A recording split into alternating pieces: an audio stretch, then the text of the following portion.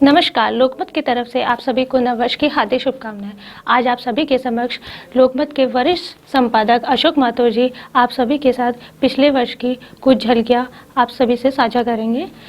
तो स्वागत करते हैं अशोक माथुर जी का 2020 के 20 धमाकों के साथ। नववर्ष की शुभकामनाओं के साथ आप सब लोगों के साथ बात करते हुए मुझे बड़ा हर्ष हो रहा है। मैं लोकमत समाचार पत्र का प्रकाशक हूं और लोकमत समाचार पत्र हिंदुस्तान की आज़ादी की लड़ाई का एक प्रमुख समाचार पत्र रहा, जिसको लगभग 100 वर्ष हो गए हैं। हमारी पूरी पुरानी पीढ़ी और नई पीढ़ी जन सामान्य के लिए कार्य करती है और उसी के लिए संघर्ष भी करती है। लोकमत समाचार पत्र आपको नए साल के ऊपर जहाँ बधाई देती है, वहीं ये भी संदेश देना चाहते हैं हम कि बीती बात बिसारिए, आगे की सुध लीजिए। नए वर्ष पर 20 धमाके हम आपके सामने प्रस्तुत करेंगे।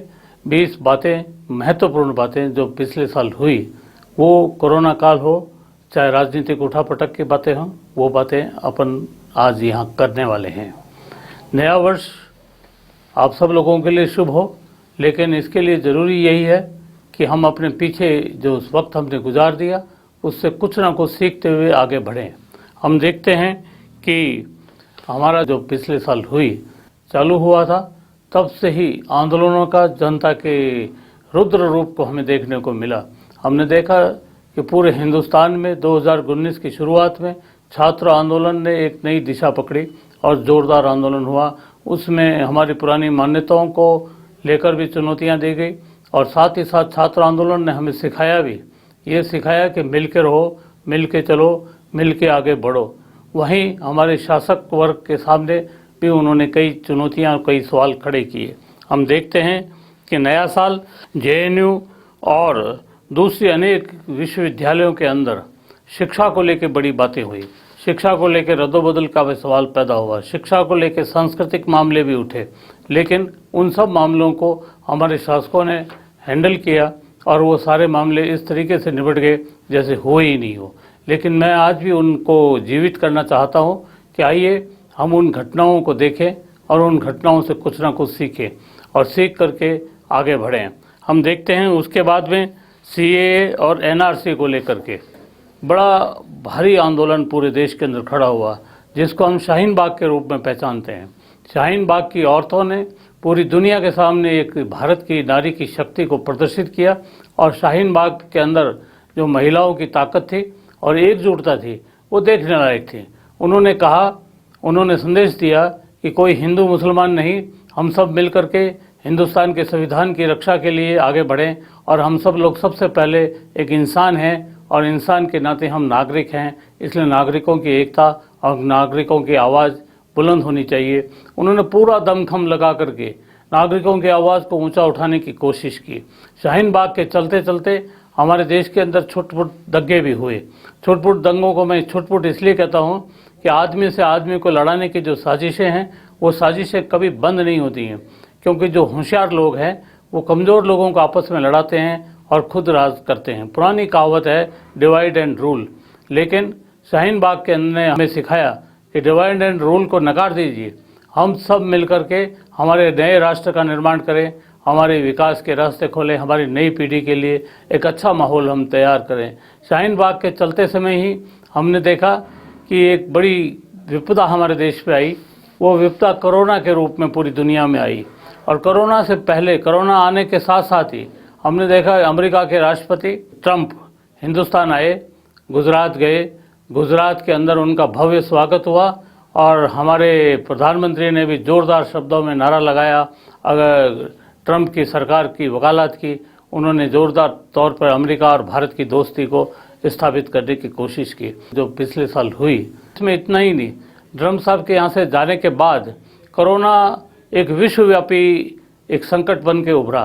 कोरोना को मैं ये कह सकता हूँ कि जब ये बात आती है कि कोरोना में, महामारी में हमारी पूरी दुनिया के सामने लोगों की मौत सामने खड़ी थी और हिंदुस्तान में लॉकडाउन हुआ, वैसे ही दुनिया के तमाम देशों में लॉकडाउन भी हुआ। काम धंधे चौपट हो गए, बाहर लाखों की तादाद में लोग बेरोजगार हो गए और हज़ारों की तादाद में लोगों को पद यात्राएं भी करनी पड़ी अपने घर की तरफ जाने के लिए और कई लोग उसमें मृत्यु को प्राप्त किए। लेकिन आप पाइए कि ये एक बड़ी विचित्र सी घटना है। क्या ये जैविक युद्ध जैसी बात नहीं है? कोरोना एक जैविक युद्ध, जिसका अब एटम बम रह गए, जिनके पास फौजें रह गई, लेकिन कोरोना से लोग मर रहे थे और कोरोना से लोग बेरोजगार हो रहे थे, कोरोना से उद्योग धंधे चौपट हो रहे थे, कोरोना के नाम पर सारा कारोबार, सारा आर्थिक विकास हमारा रुक गया। इसलिए ये सोचने वाली बात है कि हम लोग किस पे ज़्यादा ध्यान दें, युद्ध पे ज़्यादा ध्यान दें, स्वास्थ्य पे ज़्यादा ध्यान दें, शिक्षा पे ज़्यादा ध्यान दें, किस पर दें? मैं कहता हूँ कि आप सोचिए, अगर कोरोना जैसी विपदा से बचना है तो हमें अपने पर्यावरण की रक्षा करनी पड़ेगी। हम प्रकृति के एक हिस्से हैं, अगर प्रकृति की सही संभाल होगी तो कोरोना का मुकाबला हो सकता है। दूसरा, भारत जैसे देश के अंदर हमें ये करना चाहिए कि हम स्वास्थ्य पर रिसर्च का काम बढ़ाएं, मेडिकल एड और स्वास्थ्य और शिक्षा के काम को आगे बढ़ाएं।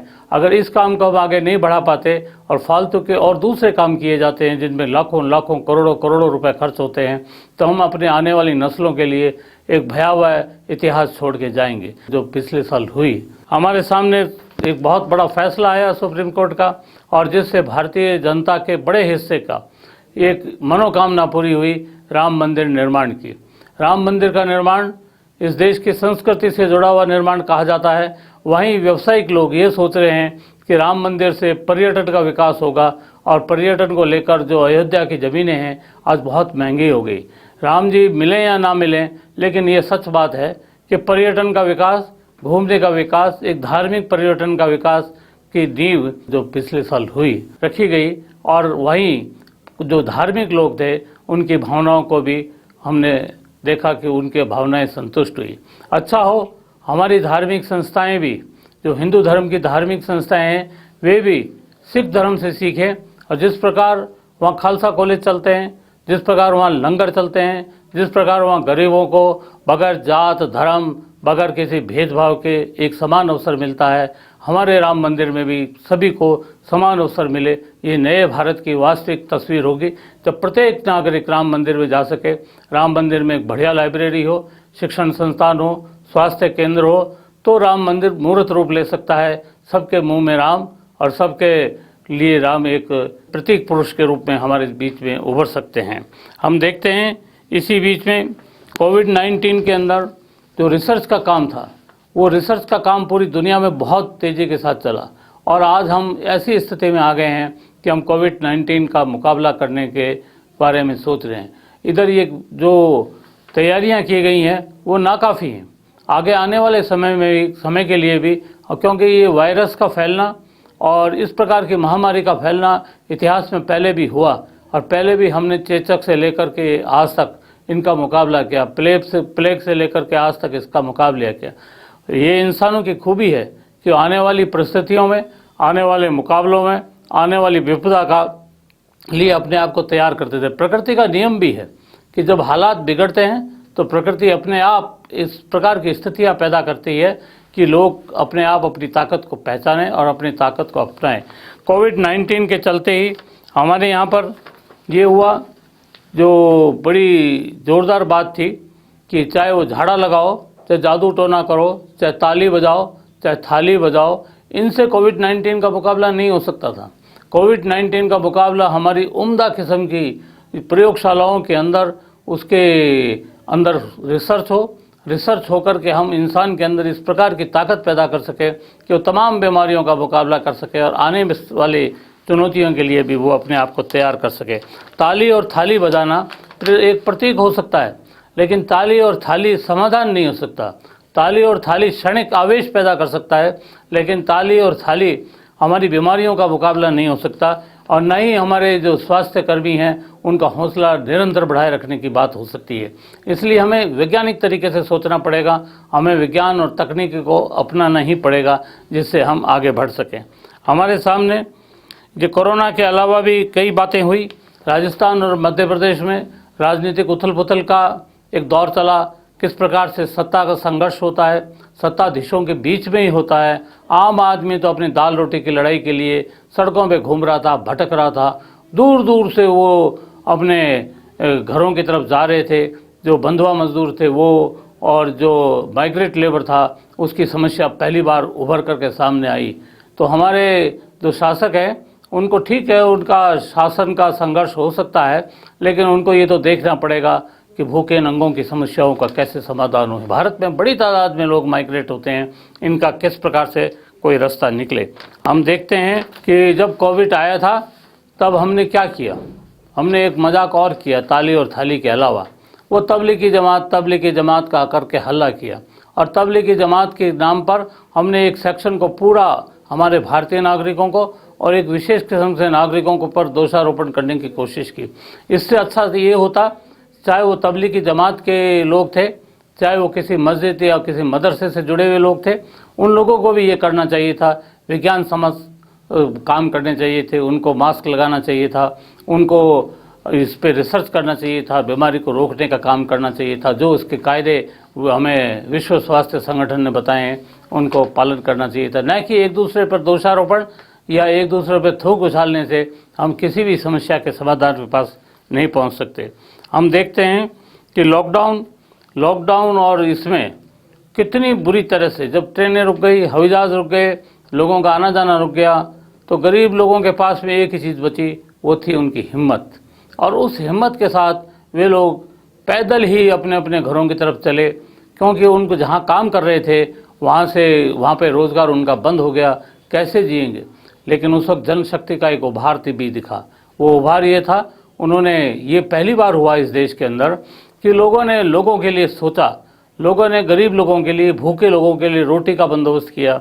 टिफ़िन वालों ने उनको रोटियां दी, लंगर वालों ने रोटियां दी, और गरीबों को खाने के लिए लोगों ने किट दिए। सरकार भी इस मामले में आगे आई, उन्होंने उनको खाने की व्यवस्था की। लेकिन ये रोज़ अस्थायी प्रबंध करने से काम नहीं चलने वाला है। हमें सोचना पड़ेगा कि इतनी बड़ी तादाद में हमारी आबादी जो रोज़ाना माइग्रेट होती है, इधर से उधर भटकती है, उसके लिए स्थायी रोज़गार कैसे हो, स्थायी रूप से उनके परिवार कैसे आगे बढ़ें, और उनको रोज़गार और के साथ साथ में भोजन कैसे मिले। भोजन आज की सबसे पहली आवश्यकता है, उस पर किसी भी सरकार हो, उस सरकार को कुछ ना कुछ करना ही चाहिए। और एक और चीज़ हुई, हाथरस कांड भी 2020 में, हाथरस कांड ने भी पूरे लोगों को इस बारे में सोचने के लिए विवश किया कि आज के युग में भी कितना गंदा काम है, दलित को ही सताया जाएगा, कितना गंदा काम है, क्या हम इंसान नहीं हैं। जाति प्रथा के कारण अगर कोई लोग वंचित होते हैं अपनी मातृभूमि से, अपनी ज़मीन से, अपने घर से, अपने अस्तित्व से, अपने आत्मसम्मान से, तो ये हमारे लिए शर्म की बात है। हमें ये संकल्प लेना चाहिए आने वाली समय में कि हम फिर हाथरस कांड हिंदुस्तान में नहीं होने दें। निर्भया कांड के टाइम हमने बहुत सख्त कानून बनाए, लेकिन कानून जो काम को नहीं कर सकता वो काम जनता कर सकती है, आप लोग कर सकते हैं, हम सब लोग मिलके कर सकते हैं। हमें हाथरस जैसा दूसरा प्रकरण नहीं चाहिए, ये फैसला हमें आने वाले वर्ष में करना ही चाहिए। हम देखते हैं कि चाइना का संकट हमारे देश में आया। चाइना का संकट क्या आया, उत्तरी और भारत के अंदर एक बड़ी विचित्र स्थिति है कि हम आज़ादी के इतने साल बाद भी अपनी सीमाओं को पुख्ता नहीं कर पाए। हमारा पाकिस्तान से संबंध अच्छा नहीं, हमारा चाइना से संबंध अच्छा नहीं, हमारा बांग्लादेश से संबंध अच्छा नहीं, हमारा लंका से संबंध अच्छा नहीं। हम अपने पड़ोस के जो देश हैं उनसे भी सीखना नहीं चाहते, हम यूरोप से भी सीखना नहीं चाहते। यूरोप और अरब अमीरात ये हमारे पास अच्छे उदाहरण हैं। क्या हम रियल फेडरेशन बन सकते हैं? क्या हम रियल संघ बन सकते हैं? संघ के रूप में वास्तविकता को लोकतंत्र के लिए स्थापित करना बहुत ज़रूरी है। और सार्क देशों की ये जो आपसी मतमुटाव, और चाहे सीमा का मुद्दा हो, चाहे व्यापार का मुद्दा हो, इसको मिटाना चाहिए। और मिटाया जाकर नए वर्ष में हमारे शासकों को भी ये संकल्प लेना चाहिए और जनता को मुहिम छेड़ देनी चाहिए कि हम अपने पड़ोसियों से अच्छे संबंध बनाना चाहते हैं। क्योंकि आप पड़ोसी बदल नहीं सकते, आप दुश्मन बदल सकते हैं, दोस्त बदल सकते हैं, रिश्तेदारियां बदल सकते हैं, लेकिन पड़ोसी बदल नहीं सकते। इसलिए पड़ोसियों के साथ हमारे संबंध अच्छे किसी तरह से भी होने चाहिए। हमें सीमाओं का पूरा डिमार्केशन करना चाहिए सख्ती के साथ में, और उसको फाइनल करके इस विवाद को ख़त्म किया जाना चाहिए। चाइना के ऊपर और चाइना के लोगों ने हमारे देश के फौजियों को मारा, हमारे देश की उत्तरी सीमा हिमालय घायल हो गया, ये कितनी शर्मनाक बात है। ये आधुनिक युग में, आज के विज्ञान और तकनीकी युग में, अगर चाइना इतनी तरक्की कर उस निर्जीव पहाड़ के ऊपर गोलियां चलाते हैं और फौजी मरते हैं और हमारी सीमाएं अगर क्लियर नहीं होती हैं, तो ये बात बहुत शर्मनाक है इंसानियत के लिए। चाइना ही नहीं, चाइना, पाकिस्तान और सबके साथ बैठ करके कम से कम नए वर्ष में हमारी सरकारों को ये चाहिए सीमा के मुद्दे को बिल्कुल समाप्त कर दिया जाए। बाकी मुद्दे उसके बाद बहुत आसानी से हल हो जाएंगे। कौन कहाँ रहता है ये बात तय हो जाएगी तो हमारे लिए अच्छा रहेगा। चाइना दुनिया के सामने एक चुनौती बन के खड़ा है। उसकी चुनौती का बड़ा कारण ये है कि उसने आर्थिक रूप से अपनी शक्ति को बड़ा मजबूत कर लिया। भारत भी ऐसा कर सकता है, लेकिन भारत का हर हाथ उत्पादक हाथ हो तो ऐसा हो। हमें ये संकल्प लेना पड़ेगा, चाइना ही नहीं दुनिया की और विपदाओं से मुकाबला करने के लिए हमें अपनी आर्थिक शक्ति को बढ़ाना पड़ेगा। उसके लिए हर हाथ को रोज़गार कैसे मिले, यही हमारी सबसे बड़ी ताकत है। क्यों भारत एक बड़ा बाज़ार भी इसीलिए है कि यहाँ बड़ी आबादी है। ये कोई शर्म की बात नहीं है, लेकिन इस उत्पादक ताकत को हमें व्यर्थ में गंवाना नहीं चाहिए। चाइना के साथ साथ में हम देखते हैं हमारे सामने और भी बहुत सी चीज़ें पिछले साल घटी और उनको हल करना हमारे लिए बहुत ज़रूरी है। एडवोकेट प्रशांत भूषण का जो प्रकरण सुप्रीम कोर्ट में चला, उसने पूरी न्याय व्यवस्था के ऊपर एक प्रश्न चिन्ह खड़ा किया और प्रश्न चिन्ह खड़ा किया जो बिल्कुल सुप्रीम, वाकई में सुप्रीम होनी चाहिए। और वो इतनी इस तरीके से विवाद चला, उसके बाद कई विवाद सुप्रीम कोर्ट में आए। तो मैं कई बार सोचता हूँ जहाँ दांत नहीं है, जहाँ आंत नहीं है, उनको हर जगह पे पंचायती करके अपनी कमजोरी दिखानी नहीं चाहिए। सुप्रीम कोर्ट को हमें सशक्त रखना है और सुप्रीम कोर्ट के फैसलों को भी इज्जत के साथ मानना है। वो न्याय व्यवस्था अभी भी राजनीतिक व्यवस्था से ज़्यादा अच्छी मानी जा रही है, लोगों को उस पर भरोसा है। वो भरोसा कैसे कायम हो? प्रशांत भूषण और कुछ और मामलों में जब वहाँ प्रश्न चिन्ह लगा और विवाद का विषय बना तो संविधान को लेकर भी बहुत से विवाद पैदा हुए। हमारे संविधान एक ऐसा लोकतांत्रिक संविधान है जिसकी रक्षा के लिए सभी लोगों को एकजुट होना चाहिए और नए साल के अंदर हमारा ये संकल्प होना चाहिए कि हमारा संविधान में कोई भी छेड़छाड़ नहीं हो। हमारा संविधान हमारे लोकतंत्र के लिए आधारभूत है और हमारा संघीय जो देश है उसकी लोकतांत्रिक प्रणाली उसी से चालित होती है, तो वो मजबूत होनी चाहिए। प्रशांत भूषण के साथ साथ में हर दमन ज़्यादा तकड़ी बगावत को पैदा करता है। एक कहावत है पुरानी कि जुल्म जो बढ़ता गया होगी बगावत जान लो। मैं कहना चाहता हूँ कि जुल्म किसी पे नहीं होना चाहिए, अन्याय किसी पर नहीं होना चाहिए, ना हिंदू पर, ना मुसलमान पर, ना नारी पर, ना पुरुष पर, ना जीव जंतु पर, ना गाय पर, तो गाय पे भी नहीं हो तो गधे पे भी नहीं हो।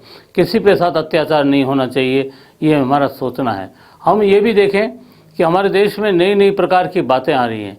जो देश में वैलेंटाइन डे बनाते हैं नौजवान, उन लोगों को ये मालूम है कि एक संत ने इस प्रकार की व्यवस्था की थी कि सामाजिक एक संत वैलेंटाइन थे। और हिंदुस्तान के अंदर परिप्रेक्ष्य में देखें तो शिव जी जो भगवान हैं उन्होंने इस प्रकार की व्यवस्था की थी कि परिवार नाम की संस्था बने।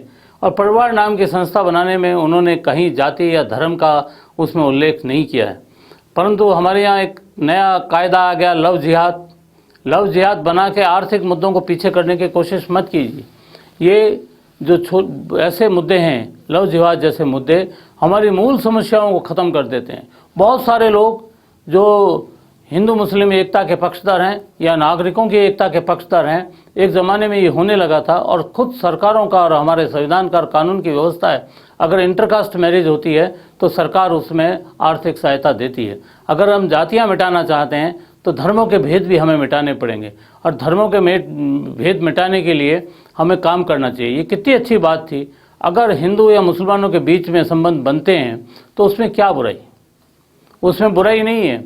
उसमें अच्छा है कि हमारी दो संस्कृतियां एक दूसरे के साथ मिलेंगी और एक नागरिकता का विकास होगा, एक तरह की संस्कृति बनेगी। जैसे बहुत से परिवारों में हम देखते हैं जहां ऐसा हुआ है, वहां नया जीवन संचारित हुआ है। लेकिन कुछ लोग इसका बुरा मानते हैं और वो उनको ऐसा लगता है कि उनका धर्म संकट में है। कोई धर्म संकट में नहीं है। अगर वास्तव में भगवान के द्वारा बनाया गया धर्म है तो भगवान से ज़्यादा ताकतवर हम कौन होते हैं बनने वाले। इसलिए इस प्रकार की बातों पर भटकिए मत और इन मुद्दों को हल करने से पहले नौजवानों को कम से कम ये सोचना चाहिए कि हम ये देखें कि आप रोज़गार की तरफ जा रहे हैं कि नहीं, आप विकास की तरफ जा रहे हैं कि नहीं। ये लव जिहाद और ये सब मुद्दे, भटकाने वाले मुद्दे हमारी आने वाली दुनिया के लिए चुनौती बन के सामने खड़े हैं। देखिए आगे होता है क्या। हमने देखा कि बहुत सारे तादाद के अंदर जो बच्चे थे वो बच्चे स्कूलों से बेदखल ही नहीं हुए, वो अपने घरों से भी बेदखल हुए। गरीब बच्चों और ग्रामीण बच्चों के सामने वाकई में एक चुनौती पैदा हो गई, खास तौर से लड़कियों के सामने एक चुनौती पैदा होगी कि उनका भविष्य क्या होगा, वो क्या आगे बढ़ पाएंगे। उनको बढ़ाने के लिए हमें विशेष प्रयोजन करने पड़ेंगे, विशेष प्रकार के कार्यक्रम करेंगे। एक अच्छी बात है जो कोरोना ने हमारे यहाँ तकनीकी का विकास किया, लेकिन तकनीकी हर एक हाथ में तो जा नहीं सकी।